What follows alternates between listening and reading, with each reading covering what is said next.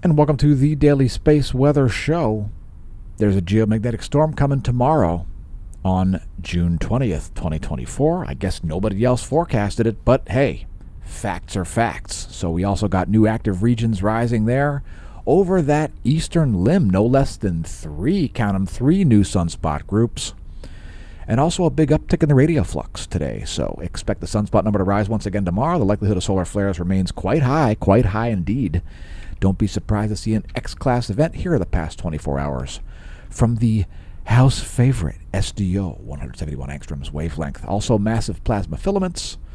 And like I said, geomagnetic storm coming tomorrow. We expect a G2 or KP6 from the apparently too stealthy to notice coronal mass ejection. Those are the past 24 hours from Solar Dynamics Observatory. Now let's move in a little bit closer and take a look at 193 angstroms along with 171. That's great at showing filaments and coronal holes, also active regions, and of course the prominences, as you can see them rising there over that eastern limb. Always nice to see that going on.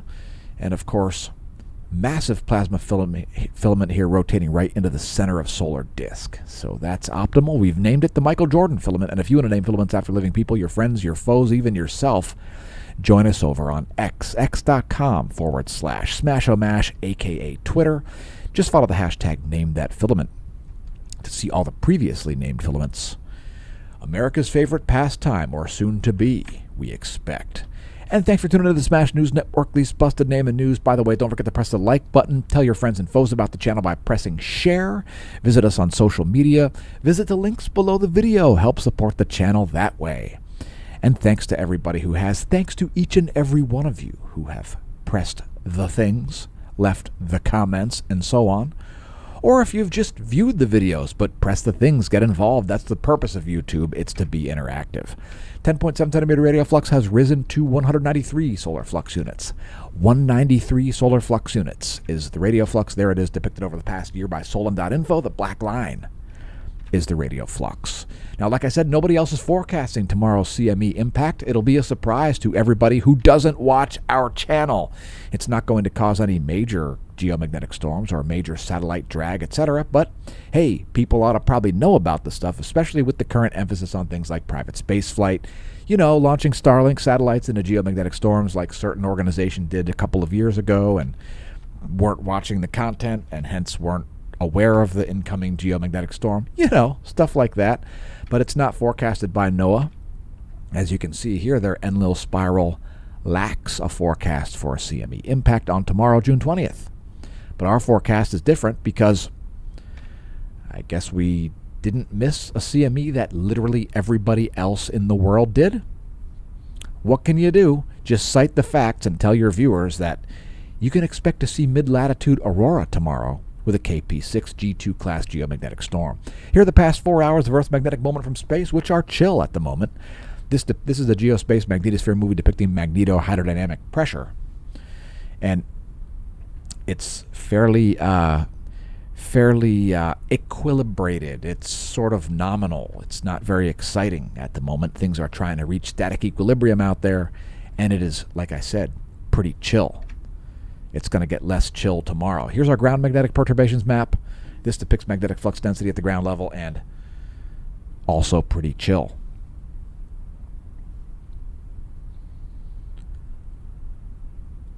So that's what's going on. Expect some fireworks coming tomorrow night. Well, sometime during the day tomorrow. I mean, I'll just say on the 20th because it's pretty hard to calculate the speed of an incoming CME that's pointed directly at the aperture, as this one was. So KP is 2.33. That's an average of global geomagnetism. 2.33 is the geomagnetically calm condition at the moment. And let's take a look at some solar wind data. Here's ACE. ACE is only picking up about 2 protons per cubic centimeter, but they're traveling at a pretty fast speed there, 539 kilometers per second. Discover showing a little bit different numbers here, a little bit denser, more like 9 protons per cubic centimeter at still over 500 kilometers per second. Gauss magnetometers here are smooth. You can expect to see some wild gyrations in that when we put out tomorrow's daily space weather video because, again, geomagnetic storm coming. Let's look at the magnetic sector next of the heliosphere. And we can also expect to have Earth in a North Pole-oriented magnetic sector. You can see that rapidly approaching there. There's a last image. North Pole sector coming by the time we make tomorrow's daily space weather. Next is our line of sight plot. It's fantastic. It depicts the solar B field in blue, the polar fields in green and red for north and south respectively, and the photosphere magnetism in grayscale. That's a lot of data all at once. It depicts the past 4 days. And you can expect the sun to be more and more interesting for the next about 4 months as we approach solar maximum. Really, you can expect to see similar levels to what we have now for the next about 8 months. So that's always good. Next is our line of sight coronal hole plot, and you can see a well-defined coronal hole there of south pole orientation up at the north heliographic polar region. At the south heliographic polar region, we have a north pole oriented series of coronal holes. And let's move to the SDO. There's SDO, 211 angstroms wavelength. And quite a massive coronal hole there at the northern polar region. Now that dark feature you see, which has like a string-like property to it, that's actually an absorption feature, not a coronal hole. It is a massive plasma filament. That's the lower left of the sun there. That would be the Michael Jordan solar filament, which brings us to sunspots. Sunspots, they're important enough. They've gone up over 150. We have about 153 sunspots now, according to the Royal Observatory of Belgium. Sunspot number 153. And we have a very high likelihood of X-class solar flares. Look at that. 3 different sunspot groups. That's 3716, 3713, and 3712, all capable of producing X-class flares. So, of course, the most likely remains sunspot 3712. It has been the T-mass. And as far as those new groups over there on the left, the most likely one would be the one in the middle, the one closest to the equator there.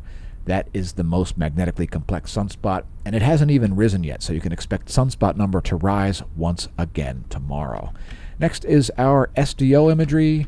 There you have it. That's the SDO continuum for the past 24 hours at 30 frames per second, and those groups have been mostly stable since yesterday. We do have one close-up, and I've been what's the right word? Differently mentally abled in our close-ups. So before we show the close-up, here's the magnetogram, because the close-up is a magnetogram. There is the SDO HMI instrument magnetogram, and here is the close-up. All right, that's not too bad. I started it a little bit too far to the left. I should just zoom out one step. I mean, that would cover it, but anyway, at least you have the latest frames there. It looks less magnetically complex. It looks like it has less delta regions to me than it did yesterday, but it's still quite capable of producing large solar flares, and especially as it approaches the limb. If it stays in that kind of configuration, its likelihood to produce an X-class event certainly goes up. Next, energetic particles and flares. So no spikes in the proton flux there. Only one M-class intensification in the past 24 hours, and it was barely an M-class flare. That's like an M1.1, so pretty weak as far as flaring goes, but the background flux has gone up. So the background flux is more like about a C2.5 now. So yeah, it's an uptick in solar activity, both sunspot number and in terms of the X-ray output. The actual X-ray output, the likelihood of flare is still high, sunspot number higher than it was yesterday. And there is the 131 angstroms wavelength from SDO. One of the optimal wavelengths through which to view flaring activity. Keep in mind this is not X-rays, it's extreme ultraviolet light, but this imagery, the 131 and 94 angstroms wavelengths from the AIA instrument, they take 10 images per minute, 5 times more than the rest of the wavelengths. So, next let's take a look at, it's a countdown. It's a countdown indeed. Only one day of spring remains. It's the final day. The final day of your spring for all you Northern Hemisphere viewers. Tomorrow, summer begins in earnest. So here's your solar system forecast. That's where things are today. We'll advance this 1 week. We'll still have a gibbous waning moon by then.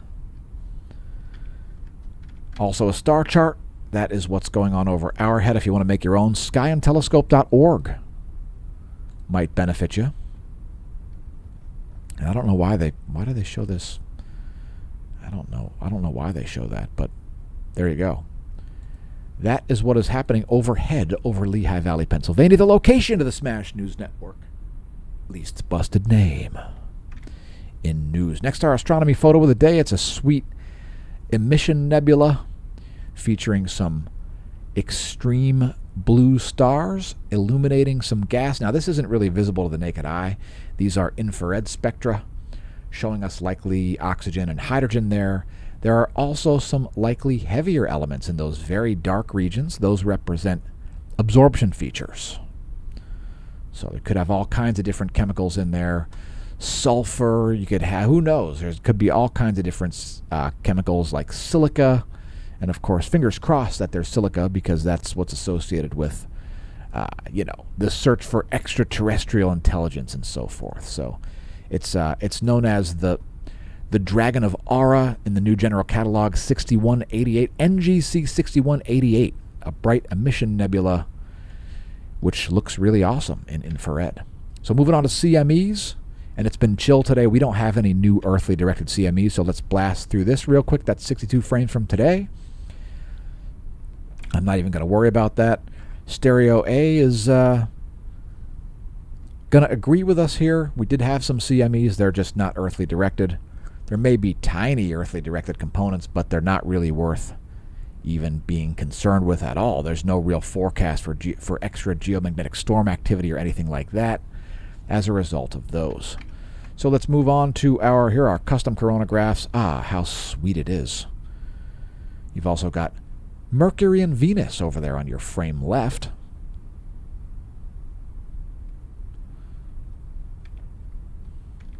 So that's what's been going on today. We'll zoom in one step closer. And we've also added 193 angstroms. So yeah, some CMEs there. They'll miss Earth to the southeast and to the west. Doesn't look like any properly Earth-directed events. But we've included the 193. We've switched the 193 angstroms here to the difference imagery, which can help. If it's not super clear as to whether a CME is earthly directed or not. So that's what's going on. It is no new major space weather on the way, which brings us to filaments. And we'll cut back to that here in a minute. First, Cerro Tololo, Chile. So check out that MJ filament down there in the lower left. One of the largest ones we've ever covered on the channel, having done this for about 6 years at this point. So an absolutely massive filament there, several in the north, and some that are right southwest of sunspot 3712, which would be your lower right. And again, we do have new active regions there rising as well in the east. So that is another opportunity for more stuff to be covered. There is the grayscale imagery. We show that also because it shows prominences. So we'll get back to filaments here. First, the past couple of hours from the GOES 16 SUVI. Things are pretty chill. Let's do bonus features real quick.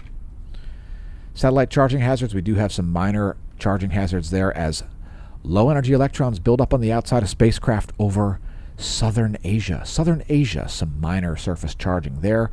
The GOES electron flux here has come off the floor, but don't expect it to be up there for long because, like I said earlier in the video, there's a CME impact coming tomorrow, June 20th. There's the forecast, and NOAA's going to be way off with tomorrow's forecast for electron flux because there's another incoming CME, so we'll get those erroneous readings associated with CME impacts.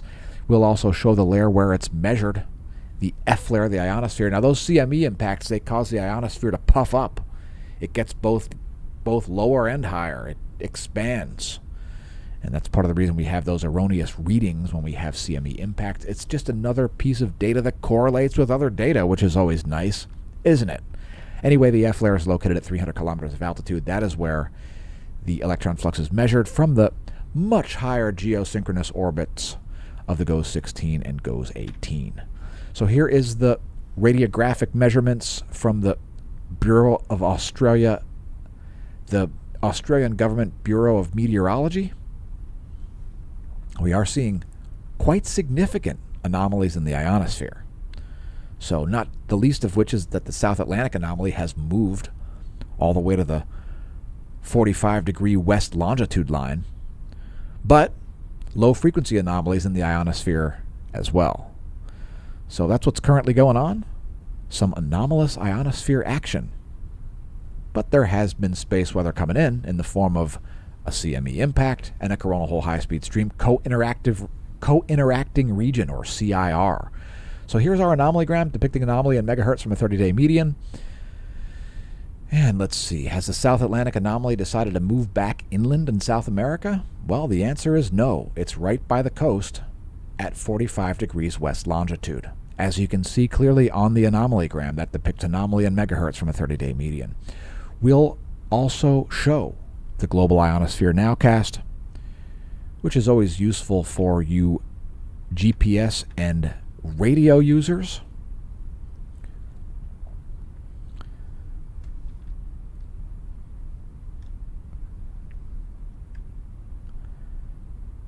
So that is the Global Ionosphere Nowcast, and here is our high-res imagery.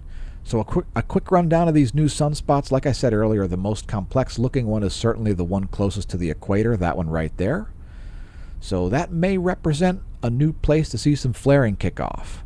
So, but besides these sunspots, and they are quite complex, these sunspots here on the western quadrant, those are by far the most likely to produce large solar flares. So I'll show a brief view of those fields. That's beta gamma delta. That one is beta gamma delta, and 3712 remains the most complex sunspot group, also beta gamma delta.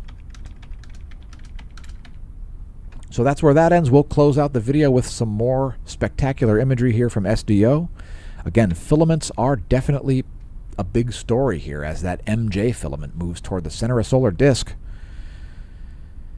And here's an extreme close-up of it. We've switched the 193 angstroms to the difference imagery. That is a colossally gigantic solar filament. So anyway, time to close this thing out. Thanks for tuning into the Daily Space Weather, folks. Congratulations on realizing the channel exists. We'll see you next time, and in the meantime, may that solar wind be at your back.